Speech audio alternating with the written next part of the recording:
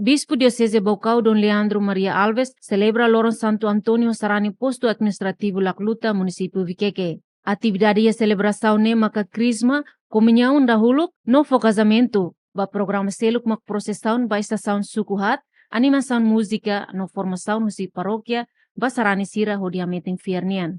Presidente Autoridade Município Viqueque, Francisco C.S. de Gonzaga Soares, o Basarani Sira colabora com parte da igreja no segurança e âmbito celebração. E âmbito comemoração do aniversário de Santo Antônio Nenê, a comunidade, os Basarani Sira, maita colabora com parte da igreja, colabora com parte da autoridade de segurança, loro mantém a fatin segurança, nós aproveitei a vivan e tempo irane e tabelado reflexão nida baita nia Moris baita nudal sarani katolik ni Moris para ita karak para espírito don si Santo Antônio bele horikoita.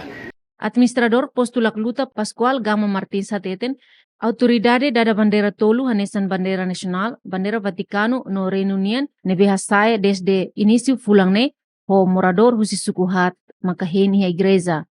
Di idane hanasawana kultura Laclutania, nabeke tinan kami sempre celebra lorong bawah tidane karatinan i haresa ini hare bandeira tolu, bandeira RDTL, bandeira Vaticano, bandeira Reino Unido, saedes ke dia hahu dia morodoris sukuhat, maikera sona zaga bandeira mos status Santo Antônio e Igreja Lara.